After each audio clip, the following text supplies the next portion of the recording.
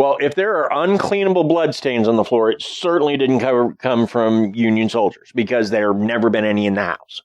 Now, there may have been some on the land, and there were battles fought on the land, which may be where they come from. But there were never, that story is untrue. Didn't happen, never happened. There were not Union soldiers killed in the house. So if there's bloodstains there that they can't clean up in the male parlor, we don't know what they're from. And I kind of suspect, like, that's a common thing other places, bloodstains that never go away and hauntings, and a lot of castles in England have it, but yeah. If so, again, it seems like something that was lifted from another story and added to here to give a story that the guides can tell. Guides can tell when right. They're walking people through. Right. Yeah, I can totally... I can see where that would be a thing for sure. Now, another story that people like to talk about at the Myrtles, and again, it's pushed by the guides at the Myrtles, is the story of a slave named Chloe. Sometimes she's given other names, but most often it's Chloe. And records indicate that Sarah Matilda and two of her children died of yellow fever. But the guides will tell you that they were killed poisoned by a slave named Chloe. Chloe was a female slave on the plantation, and Clark Woodruff took a liking to her, and he began to force himself on her. And Chloe had no choice because if she didn't agree, she would be publicly flogged and forced to work in the fields, which was the hardest labor that a slave could be put to in those days. Right. So, Chloe wanted revenge. She listened to Clark and Sarah Matilda's business dealings, hoping to catch secrets that she could use against them. Either Clark or Sarah caught her eavesdropping while looking through a keyhole, and they had one of her ears cut off as a punishment. Now, I wouldn't normally say stuff like this because we are PG-13, but since it never happened, I'm okay with a fictional character's ear being removed. Why? Because you can put it back on in another story and it's just fine. I see. Well, that's one way to look at it, dear. Afterwards, supposedly, she wore a green turban to cover up her missing ear. Which, if it had happened, would go along with the TripAdvisor thing of the green headband. But what's a turban? It's like a head covering. It's a head wrap. It's basically like a scarf wrapped up. They're worn by people in the Middle East quite a bit, and Sikhs wear them as well. And people with natural hair, a lot of time when they're doing like their deep conditioning and stuff, or when they're protecting their hair when it's raining out, they'll put them around their heads as well. So Chloe formulated a plan. She baked the Woodruff family a cake. She also boiled down some oleander leaves, which are toxic, and poured the extract into the cake mix. She wanted to get the Woodruff sick and then nurse them back to health, which would once again put her in good standing with the family. Although some say Chloe wanted to kill them outright, which is another reason how you can tell it's a work of fiction, because depending on the teller, all this changes. Whether or not her plan backfired depends on her intentions in the story. If she wanted them dead, then Chloe sure did succeed. Sarah, James, and Alicia Gale all died of eating the cake. The other slaves, not wanting to get in trouble for harboring Chloe, kidnapped her in the middle of the night. They killed her by hanging and tossed her into a nearby river. No. Now, while some say the story of Chloe is a work of fiction, many swear by it. And I'm going to be on the right here going, the story of Chloe is a work of fiction. We know that Sarah Matilda died of yellow fever, as did her two children. At different dates, even. Yeah, not even on the apart. Not even close. Like it was like over the course of a year, the three of them. So oleander poisoning might take a bit, but it doesn't take months. Yeah. So, yeah. Now, the ghosts of children have been seen in the house, but a lot of people will, the staff will say the ghosts of the poisoned children have been seen in the house, but Timbers. no, they're the ghosts of people who died of yellow fever, which is plenty tragic enough. Yeah, absolutely. I'm so sorry. Chloe is fictional, near as I can tell. And in fact, but that doesn't stop people in Myrtles from reported seeing the ghost of a young black girl wearing a green turban in different areas of the house. One photographer even caught a photo of her while surveying the property for an insurance company. The photographer insists that nobody was standing in the spot the day he took the photo. Well, that's the thing. But here's the thing. There probably was a slave with a green turban. Probably. Oh, yeah.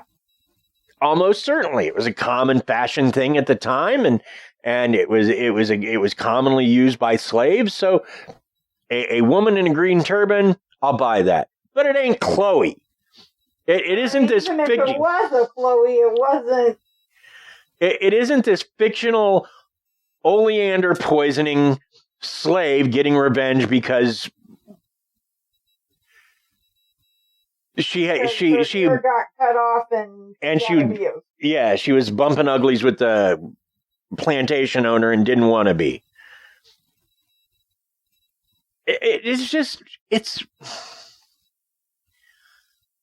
I guess I don't understand that story because there's plenty of tragic happenings at the Myrtles that easily could have led to hauntings and obviously have, judging by the number of reports we have. Right. So I don't know why they included these straight up hoaxes in the histories. I'm not sure. Other than, again, it makes a great story when someone, you're walking through a haunted area and the guides are going, and Chloe mixed oleander into the cake and it killed everyone. Ha ha ha ha. It makes a great story, but it's not true. Yeah. There is no truth to it. If they were killed by oleander poisoning, why were they listed as being killed by yellow fever? A common occurrence of the time. Sure.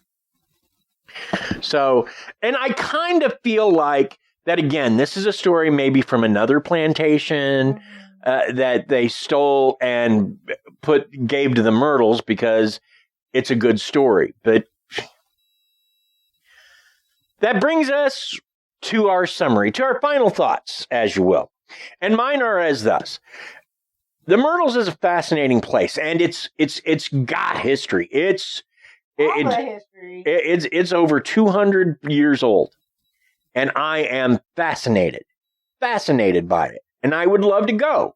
I would love to go and rent a room and stay there. That being said, if someone tells me I saw Chloe, I might just throw things at them. Because there is no Chloe. That might be a little excessive. There is no Chloe. I feel like throwing things at people is unacceptable, but I do agree with the rest of that. Well, I said I might. I've always been taught that throwing things at people is unacceptable, or treating other people in any way other than yes, that's in right. a good light is not okay. That's right. Unless they're mean to me first, then I can beat them up and throw them in the oven. Yeah, maybe not even then, but definitely not just. But say beating them up or throwing something at someone just because they believe in something is not okay. Well, again, I just. My specific thing was the guide. I don't want to hear about Chloe from a guide. Tell me about yellow fever. Tell me about the death of William Winter. These are plenty tragic. Tell me about the member of the family that drowned accidentally in the Mississippi. Yeah. This is all tragic stuff. And this family went through some heavy tragedy. Just because they weren't poisoned by one of their own slaves, And there's certain people that feel like that's sort of a whitewashing thing, that it makes it okay for them to have slaves because one of the slaves got her own back, kind of. No. And Absolutely not. And Not even a little. And I don't see that. I just feel like, a lie is a lie, and let's remove it and stick with the truth because, one, that'll set you free, and two, the truth plenty explains the hauntings you have. Yeah. Anyone who treats other people like crud for their gender, how they act, what their religion is, or even just their color, it doesn't matter. We are all human beings. We all have feelings. Leave it at that. So, considering the place's age and considering everything that happened there, I have no doubt the place is haunted. None at all. None at all. I think you'd be hard pressed to find. Huh? You just don't believe in Chloe? I don't believe in Chloe, and I don't believe. What was the other neat little thing they? Oh yeah, the blood stain. The Union soldiers and the blood stain that you can't clean up. I don't believe in any of that. But I believe people see ghosts. I believe people wake up to ghosts. I believe ghosts touch people. Yes, I believe 200 years, of course. Plus they had slaves. No. I try to stay away from slave things because they make me very sentimental, and I hate being sentimental around people, especially if I'm just trying to talk to people and I'm like, hey, I'm having a good day. Whoa. Well, Krysta, if we ever went to the Myrtles, it would be like a vacation kind of thing where we'd go do the tour, have dinner in the restaurant, and then all sleep in rooms that are supposedly haunted. But the thing is, I probably wouldn't take you kids. Yeah, I'm not real comfortable with that. Putting my children in a place that you don't know. I feel like if you believe in hauntings, that hauntings are a thing, and that things like stone tape theory are a thing, then you're acknowledging that some of those emotions and some of those intentions from those periods in time that have passed reside in a place, stay active in that place. And with that, those intentions of forcing someone else to do manual labor, forcing someone else to be considered as property, forcing others to, work for you because you looked at them as less, which none of those things are true, and we know that now. But all of those things, if you believe in hauntings and you believe that those things can continue to this day, exposing innocent children to those lingering intentions doesn't seem like a good idea to me.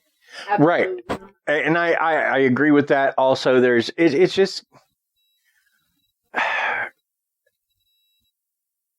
Lexi has enough problems with her overactive imagination. I don't need to explain to her why someone that disappeared touched her in the middle of the night. Fair enough. Yeah, we don't need to explain why she or why those ghost kids are playing over there. I just think it would be. It's not. She already complains about a person walking in the hallway. I'm like, it's just older sibling. So, honey, what your thoughts? I mean, I think that kind of sums it up. Just that, yeah, it's obviously, like I said, we've talked about the fact that as a family, we believe that these things are conceivable and possible. I mean, just from the history standpoint, you're looking at some place that has endured for, like you said,